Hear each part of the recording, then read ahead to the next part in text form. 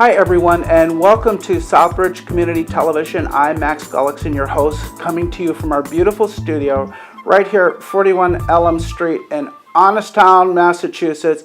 And thank you again for watching. Folks, today I have a couple of very interesting guests. I have Bob Patton and Chris Zawacki of Green Meadows Farm that straddles the line between Topsfield and Hamilton, Massachusetts.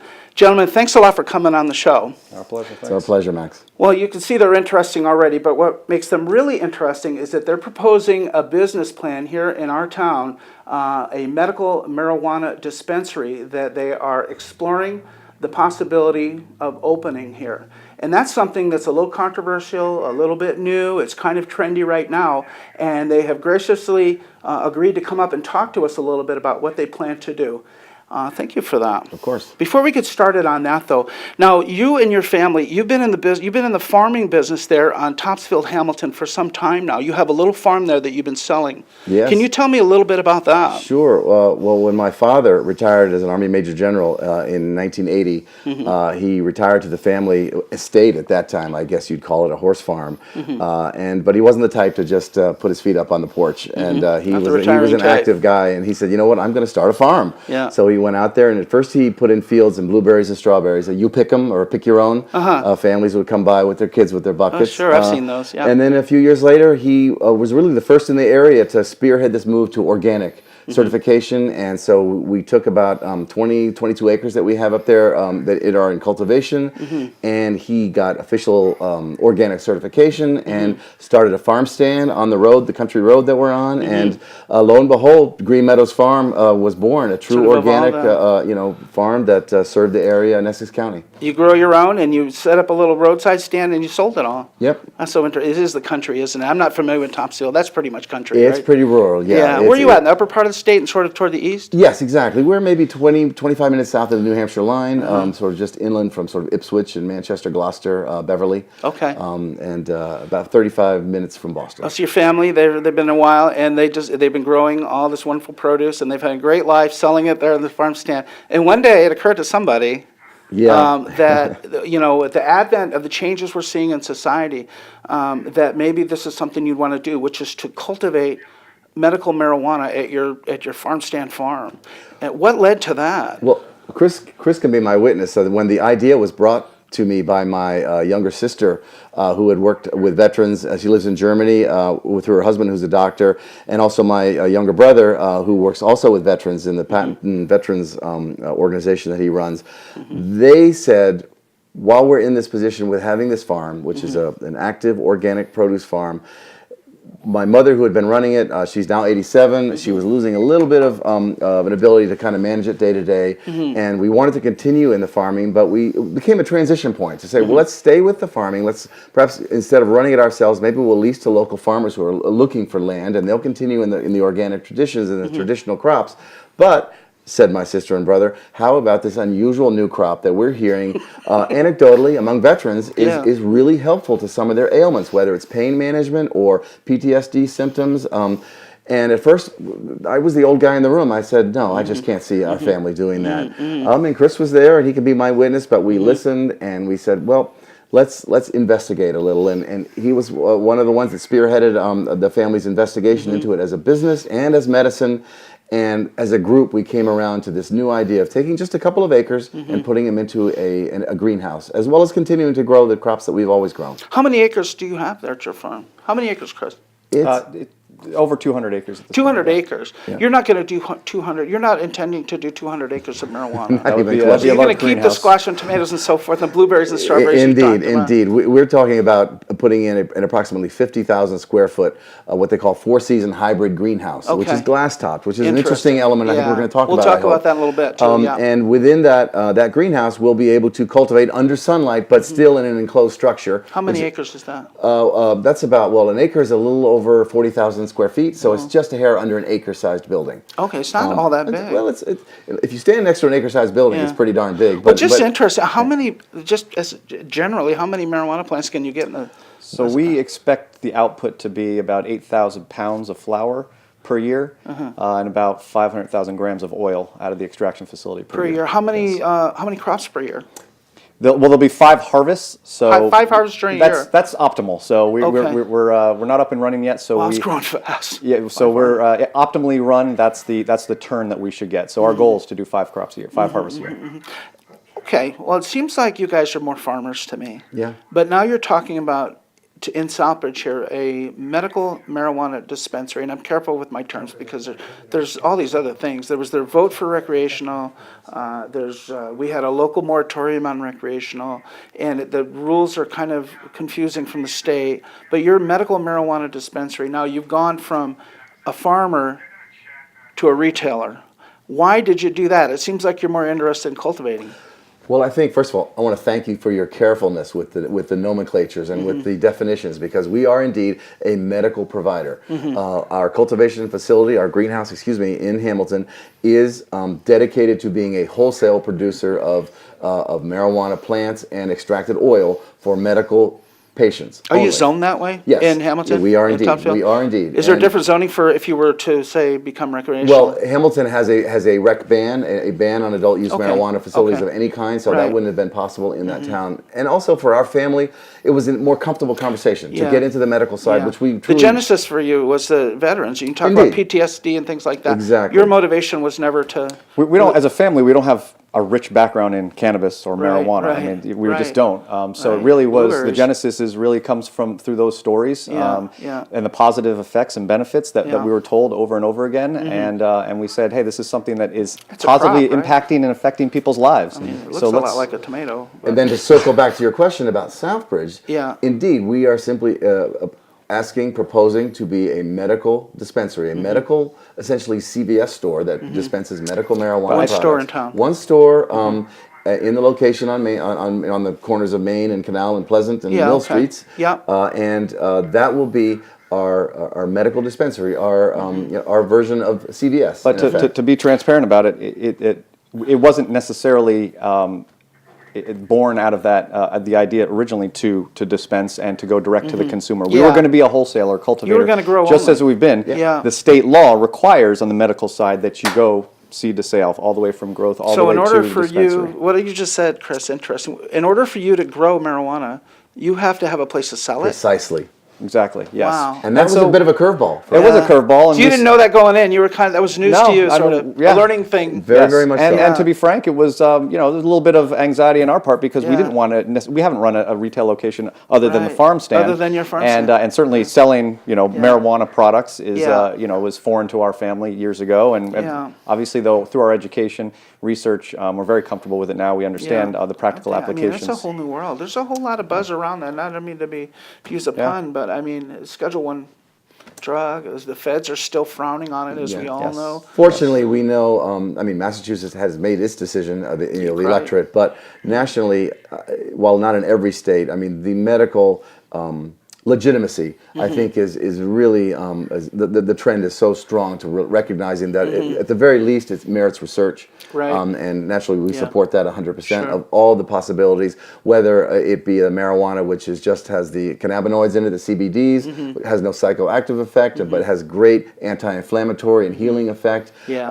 And then there is also elements of other strains of marijuana which they're starting to see have huge applications across the board in medical needs of folks. Good. I'm going to get into that in a second because that's very interesting. Before we go there, why Southbridge?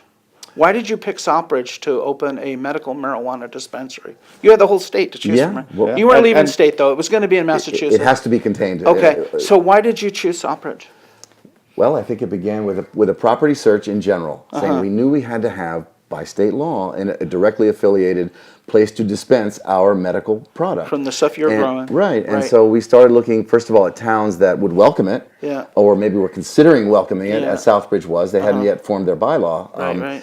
And also, perhaps if there was, from a business point of view, was there a lot of other dispensaries already there or Yeah. planning to go there? Yeah. Was there a potential patient base? Is there? Is there in Southbridge? Well, I think there is. Is there a need we here? have the Great Harrington Hospital, which is Yeah. there. It's such a Yeah, we hub do for have a the hospital. area. Yeah, true.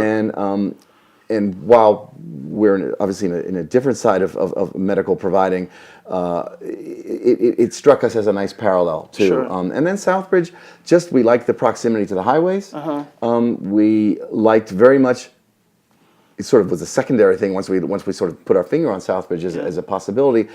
Every interaction we've had with folks in town, business owners, the people here in town hall, They have call it all Honest been. Town, you know. It's a Yes, I friendly know, place. and everyone I've met has completely lived up to that. Yeah. I mean, we've been completely. Yeah. There's been cautious, sort of investigation of what we are and what we're about, but a general sense of generous listening to what we are trying to bring to the town and An accepting open it mind, in the faith that we want You that we know, want to have. Bob and Chris, this whole thing is in a haze, right?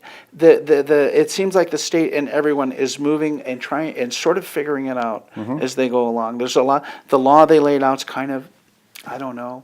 It's ambiguous, I think, a lot of ways and so forth. You're allowing local moratoriums and so forth and so forth. Is there any other place? Is there any other dispensary in the state that you're looking at? Is this the only one? We have a location in Chicopee that we're hoping to land. We're in the same phase of the project there. So I'm making my mind around this. You're going to have slightly over an acre, and you're going, and it'll furnish your retail stores in Chicopee Yes. and Southbridge. yes. Yeah.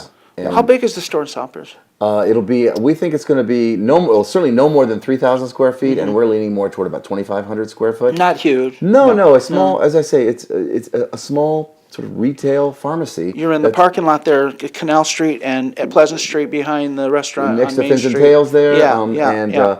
It's sort of, it's not square shapes, but I think of it as a sort of a town square. Yeah. And we plan to beautify it and rip up all that asphalt and put some greenery All in there. that parking lot's going to get leveled out and made nice, and you're starting from scratch on a building. There's not an existing building there? No, that attracted us because that way we can configure our, first of all, our appearance and how we'll conform in the Build it neighborhood, the but way our you like. security entrances and all those sort of very important elements of Yeah, a business sure. like ours Yeah. can really be designed top to bottom because we have an open space to work with. And we want to do it right from the beginning. We do want it to, as Bob said, conform to the character of the town and the neighborhood. We have more So- control like that. If you're Yeah. going to raise it and have a clean slate, you get to put what you want. There are some Maybe beautiful. more expensive, There's some but beautiful former manufacturing buildings along that There are. that area. That I know there's many businessmen that have those and business persons that are looking to invite companies in to maybe help revitalize that part of town. And if we're play a small role in that, we couldn't imagine anything better. what are your hours of operation going to be? Do you know, is that still up in the air? It's still You're up not in going the to be air. 24 hours, are you? Nowhere near. definitely You're not not, allowed. no. We wouldn't want it anyway. Yeah. You know, we don't want to be a practical business for convenient for people to drop in, but we're not going to be out there at midnight. No, you know, right. So what Most, about local most employers? pharmacies are like perhaps 8 to 7, something 7 like that. p.m. 7 p.m. Wow, that's pretty early. Yeah, nobody really wants to be open way late. Yeah, and I think it's important. Why is that? You think that you're attracting crime, for instance? Initially, I think there's just the newness of it, Yeah. and I think it's best to be cautious and And to just keep start. And important, conservative hours. it's important to note that it's not going to be. It's going to be transactional. It's not. There's no going to be no lounge or social area. Right, You know, you're gonna not come going in- there to No, there'll be a imbibe. consulting aspect to it, where Yeah. somebody might come in with some a certain need, a ailment, certain medical need, and we'll and a consult with particular them. type of product, like that kind of a thing? Well, a certain ailment, and hey, this Yeah. is what's bothering me, and then we'll consult with the various product types. You making extracts? Yes. There in your Yeah. farm? You're Yes. selling those there too? Yes. An extract being a drawn off part of the THC into an oil that you can cook with, perhaps? Well, or- the plant is essentially sort of compressed, and out of it is extracted an oil, I see. which is the sort of the active chemical element of the plant, and that can, in its concentrated oil form, can be put into edibles or in vapors. Because in the medical world now, the idea of using smokable chopped up flour is less attractive. It's not really sort of medical seeming. It's just better Right, to 'cause find a you're different way to ingest it. Yeah, Right, and right. so So edible might be a little the medical industry around marijuana is definitely leaning strongly toward using the extracts or the tinctures, which are the Well, it's not just concentrated that, but oils. also as a medical patient, many medical patients never smoked marijuana. They don't enjoy it. They're Yeah. taking this because it's a practical Right. There's a application. It's a need that they're medicine trying to for their fill. ailment. Like taking So, an aspirin, only it's not. yeah, exactly. And so if somebody doesn't like enjoy smoking, then Yeah. they can take it as an edible. I They can see. take it as a tincture. They can take it as see. a topical. Yeah, Many different topical delivery meaning methods. like rub it on your arm if you Yeah. have arthritis, for instance? The anti-inflammatory Exactly. Yeah. capabilities of the cannabinoids are they're starting to think they might be actually quite profound. How something in the plant and in the chemistry of the plant really has a very beneficial point on the anti-inflammatory elements that are required in swelling and pain management. Yeah, this is a class 1 drug. It's never been really studied. No, We've never had that opportunity. Any employment? I mean, since we're talking about the town here, what? Yes, please. Any employment? How many people are you going to hire for your store? The dispensary location will probably be staffed with 8 to 12 people, Now, including now security. medicals already exist in the state. There's a store, I think, in Northampton. There's a few other ones. Because I know that I think I know that this is a cash business. It is. So you're going to need security. And there's a fear there, and I'm sure that the local authorities would share that fear that this is going to draw. But in the experience so far in our state, and I don't know how long the medicals have been open, what kind of security problems are currently existing for dispensaries elsewhere? Is this a big problem? You know what? We were surprised, and Chris can correct me if I'm wrong, but we were surprised in our investigations and with our consultants and our attorneys to give us that background, and there have been essentially zero crime problems in the almost more than 24 dispensaries that are now active in Massachusetts, and I believe they've been active. Is it 5 years, Chris? I think a little bit more. I can imagine you go to the bank a lot. And that's been a cash business all the way. And to be really honest, because towns were somewhat nervous about it, they often asked those dispensaries to be in sort of the more difficult parts of town, maybe that might have issues with crime elements or whatever. And it's been astonishing to me to say that that hasn't been a problem. Now, why has it not been a problem? Well, partly because the towns maybe been welcoming and it's been seen as a good business. So why disrupt it with by certain elements of the society sort of violating the premises. On the other hand, the state and the local officials are able to impose so many layers of security and safety, lighting, potentially fencing, but camera work, a lot of HD cam. There's a lot of layering of safety and security elements, which we welcome, and anyone in the business welcomes. And that's been a big part of obviously keeping the crime down, because it is a cash business. And that has its own challenges, but there are ways to manage it, and it's been done successfully for several years now in Massachusetts. Providing that security and that lighting and potential fencing and other things that you will see as a deterrent to potential crime. That's on you, though, right? That's not on the town. No, that's purely on us. That would be you're providing your own security. We're providing our own security as mandated, though a lot of it's mandated by the state. So we have to provide it, and we have an internal mantra: go beyond compliance. So we're going to adhere to state compliance and go beyond that. And additionally, we've been advised, and it's been proven out across the country, a lot of the crime actually comes from within, so it's your own staff. I see. So we're very aware of that, and we will have processes and procedures in place. You don't go into a pizza store now that doesn't have a camera. No, there's going to be surveillance inside and outside. Imagine you'd be the same as everybody else, right, And Chris? that would absolutely put a business like ours in great jeopardy. So no one would be more in danger of losing their business if our own personnel were not trustworthy. So that there's no room for error there. Type business. There's no room for error there. The elements, though, that you talk about are so important, of the lighting and the security and how you do manage the cash transactions and move the cash out. The product itself is put in a major vault. I mean, like a bank vault at the end of each day. Controlled also. So there's no way for even the employees to get it after hours. No, it's and then the final element, which is very much a part of, I think, all the marijuana businesses in the state, but certainly it's part of our approach, the interaction and partnership with law enforcement. It begins with personal relationships, with welcoming inspections, welcoming regular communications with law enforcement, first responders, fire departments. All of those relationships have to be completely familiar, completely transparent, and approach in a sense of real partnership. We're trying to bring a good business to the town. Seems like you're reaching out to a lot of the elements in town. There's no other way to do it. I've watched it for a couple months here in town, and I've sort of... Not only that, but once we get up and running, we'll be very engaged with the community in terms of educational seminars and talks, and whatever the town believes will benefit it the most, not just in terms of financials, but in terms of education and awareness. This is like a new venture for you too, though. I mean, this is important to you that this thing works. What isn't new, and I will blow our horn here, is what we pride ourselves on doing for the communities where we've been in Hamilton for all those years. We've been there for many years. Our family has been loved being a part of helping develop the town, helping to provide job opportunities, and also we have a special dedication to veteran issues. Comes out of our family history. The second time you mentioned that. This was the genesis for your business. Was to help my father was a retired Major General. His father was a pretty well-known 4-star general, and that comes out of a very natural pardon the pun, organic part of our family. And so we've made that built into our operating agreement in our business is veteran outreach, whether in hiring or in helping local initiatives of veterans organizations, American Legions, whatever it may be. Of which we have, like most right. towns, No, yeah. and again, what we want people to understand is that in Hamilton we were known. So they said, of course, the patents will be involved with veterans, but we want Southbridge to know that built-in cred already. We mean it. Yeah, we have to earn it. We have to earn it here, but I think we will. Let's talk for a minute about your. And they call them grows, right? Or your cultivation out there, slightly more than 1 acre out there. And I'm reading your portfolio, and the thing I find so interesting is that, according to my little research, these big grows that exist now, most of them are indoors. They're using like the high sodium lights, or they're using the LED lights, the newer LED lights, and that's how they're feeding their plants the light they need. You're talking about sort of a, for lack of a better word, a modified sort of greenhouse where you're going to employ the sun wherever you can, as much as possible. And now, one, you're going to save money, right? Because the high sodium lights, apparently, the high heat sodium lights are very expensive to run. They're hot, and the LEDs might be a little better, but nonetheless, you're plugging them in. Right. So you're going to avoid all that, and that's going to save you a lot of money.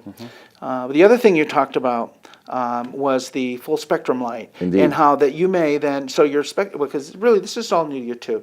Your belief is that with the natural sun, and who can improve on that? Right. A broader spectrum light, which will develop. Is this correct to say that you're looking to develop the plant for a better product? It's more than speculation. It's really recognized, and I think it, by the way, is right directly in keeping with our sense of organic farming in general. Yeah. Why not use as much of Mother Nature as you can? The So by having glass-topped grow areas rather than the warehouse facilities that are so common, particularly in New England because of the weather. And we will have electric lighting when we need it. Weather permitting, etc. So when the days get short, exactly. you're going to supplement to try to have a more natural cycle for your plants. But by having the glass roofs, you can save almost as much as 90% of your electrical bills, which is good for the environment and for Mother Earth and all that. I will say there are challenges with these greenhouses. They can be more expensive to build initially because obviously you have insulation issues when you don't have in New England. Right, you got to keep it warm with the glass and the humidity control, which is so important, and all the air handling. Those elements are somewhat more complicated, and they require a bit more of an investment in the beginning, but they really are efficient, and they will help, number one, the environment, and as a business model, it makes sense too, because your costs will go down over time. And this seems playing to your strengths, though. Yes. I mean, you guys have been farmers a long time. Yeah. Do you already have a greenhouse doing other things? Oh, yeah, we have several. So you have experience all already. All of our seedlings for our plants. And you'll be growing in February? Yeah, we'll be growing. We have our greenhouses. Will get a jump on the spring season with their seedlings and all the rest that we have now. And the facility we're doing now for marijuana will be year round. And again, as you say, not only does the sun grown element have sort of business efficiencies, conservation advantages, but also the plant itself has been shown to respond differently. It gets a spectrum of light from the sun that it doesn't get from electric light, and that creates a different chemical sort of profile in the plant that's much more in keeping and conforming to what nature intended. You're the only one doing this? Are you the only one who's approaching this sort of modified greenhouse approach? We'll say that almost all grows in Massachusetts are indoor, using the artificial lighting. That being said, we think that this is going to be the direction in terms of the greenhouse that the market goes, the space goes in the future. You really could have sort of, I mean, for lack of a better word, the high end. I mean, if the broad spectrum is making happy plants. From your lips to God's ears. That's what we hope. It's what we've done for decades, though. It's adhering to organic principles, and so we want to transition that to this new venture, and because that's who we are. And if the output of the plant is a higher grade quality of plant and product, then that serves everyone well. So that's well, people buy, in general, they'll buy a better car. So which leads me to my next question. Please. So. You're a military family, a big-time military. I mean, George Patton, wow. And your dad, too. I mean, Major General. I was a E5 back in the day. Well, absolutely. I knew a Thank few you for your Major service. and their name was Sir. Thank you for your service, Max. Absolutely. Yeah, and I enjoyed it. We went to Germany, my wife and I.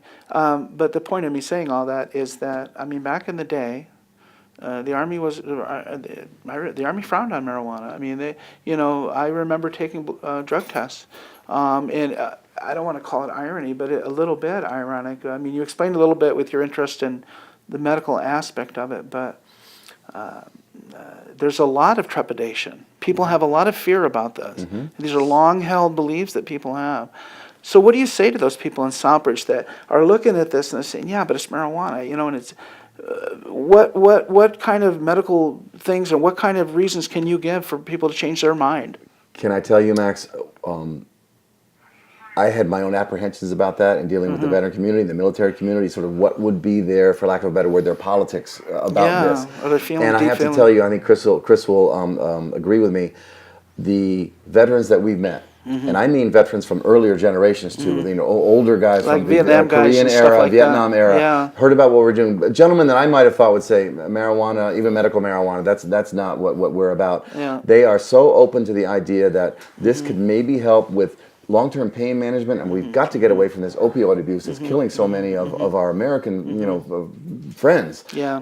And this has to be addressed. And if marijuana, and that's a scourge in the veteran community as well, and with pain management. If the capabilities that might be contained within this plant can somehow go toward that long-term pain management without the killing effect of opioid abuse, then that's for me. I'll stand in any room and speak with veterans, and I'll tell you, most will nod their head of all generations and say it's worth looking. And then we've seen the PTSD elements, the anxiety, the post-traumatic stress disorder from being in a war.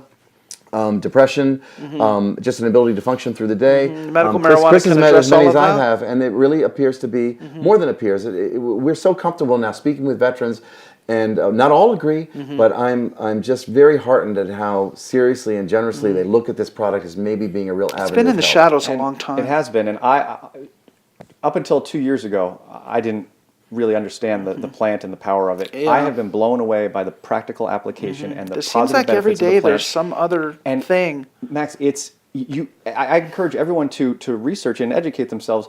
Children are being prescribed this medication. Pets are being Like prescribed epilepsy. this medication. Yes. Glaucoma, anxiety, chronic arthritis and pain. Dysthymia. Any number of ailments, and it has a practical application. And it's we find it so important that we can understand and learn more about this and stand behind what we're doing because of what we've learned. Phantom pain for amputations. One often hears about that. The pain. Yeah, you still feel the pain. And we've had several veterans talk to us about that, and that the marijuana, medical marijuana, helped in that. And so when you hear that, you think this is worth doing. So I'm hearing, it's anecdotal, I haven't done much research, my internet research. So, I mean, and this seems so ironic, this definitely does. I mean, you have, like you said, a scourge in our country right now, opioids, and you can argue how come. I mean, I have my ideas too. But isn't it something that marijuana now is being touted as a potential, a step-down drug or a way out of opioid addiction? Is that true? It is, and one of the, again, we never want to presume to be scientists or doctors here. Much of what we understand is anecdotal, although we follow the research and encourage it greatly. But what we do understand is that opioids, which have been so overprescribed, as we know, and are killing thousands and thousands of people each year.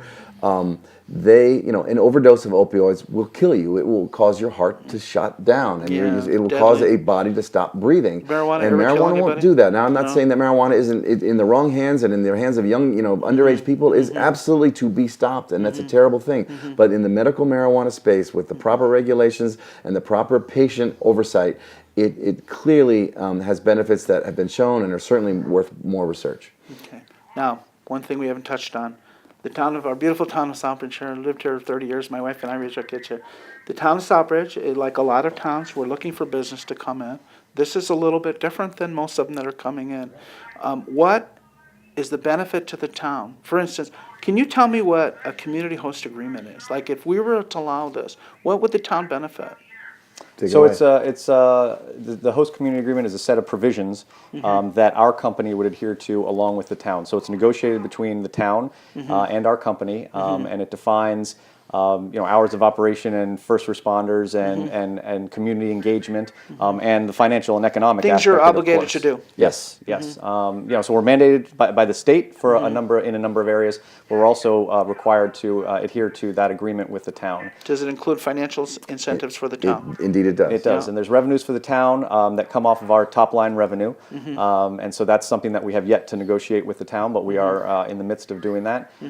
There is, it's essentially tied to the impact on the town. So when we open this type of business, as you said, it's a different type of business. There are going to be impacts to the town, Sure. And town officials, and So it's to offset the cost to the town. exactly offset the cost of the town, and it should make a fair impact, I think, economically for the town positively, Right. And we're happy to do that, and we understand that. Then you have personal property tax you'll be paying. Oh, yeah, that would And be then the- you're improving the site over there, so the real estate taxes will go up as well. Yes, And there's those a- come right to the town coffers. The employment, the whatever we can do just as Yeah. a community partner, with charitable giving to local projects, and then, as Chris says, this negotiated financial contribution. And what the model is to index what the town receives to the top line of our income and our profits in the business, and that makes us partners.